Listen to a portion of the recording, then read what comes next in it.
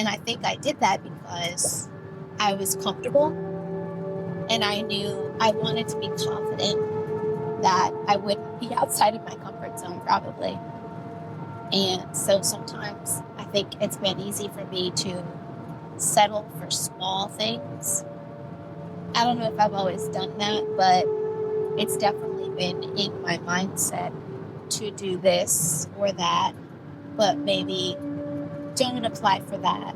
Even if I fit the criteria, because I would wonder, I don't really understand all of these like bullet points listed, things that I'm going to need to know for this particular job.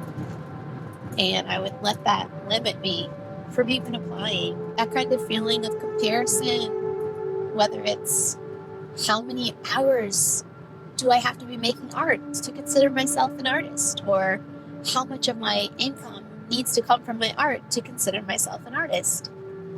Am I supposed to be working full-time in air quotes in art? Am I supposed to be making a salaried six-figure or more income to be considered a professional working artist? There's so much freedom, and with that freedom, there are a lot of questions, unanswered questions. And it's really good for me when I remind myself that there's no one way to be an artist.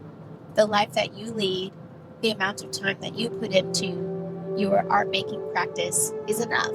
This person was talking about art and humanity and how surprising it is that sometimes in places where we are expected to create art and be creative and make something that is so beautiful, that the actual process surrounding that and the environment in which we make the art is not, it has a disconnect from the art itself.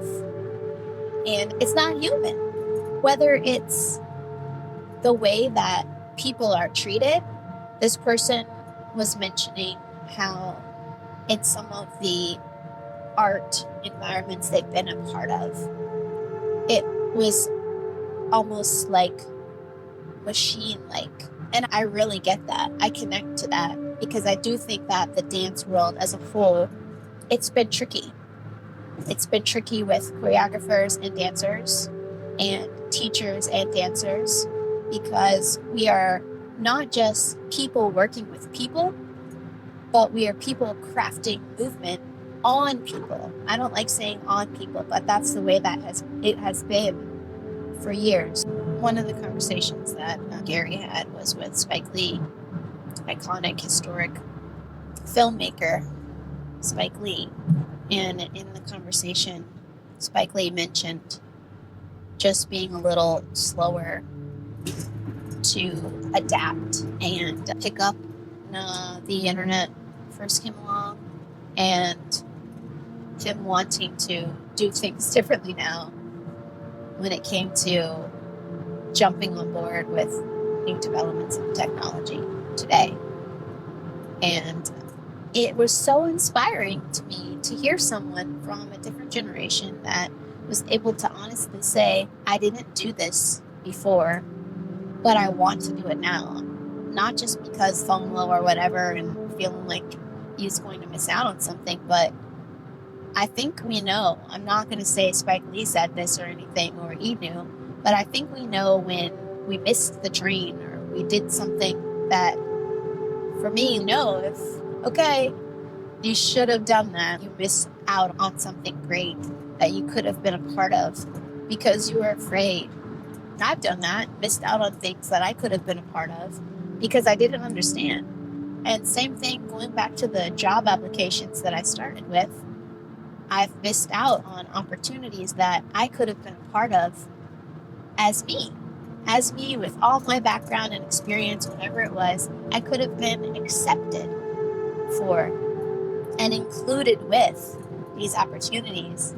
But I was worried because I wasn't confident enough in my ability. I wasn't understanding enough in knowing you are enough, you have done enough, you will be able to learn these things, and there will be people there that can help you. I want to make it possible for people to move forward in life in a way that allows them to maintain their dignity. Everyone should be respected as a person. That's all we are. Whatever your title, that's what you are at the end of the day.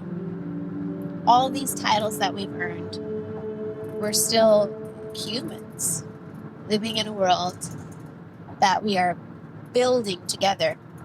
And why not extend a hand to the person next to you? Not below you or above you, shoulder to shoulder with you.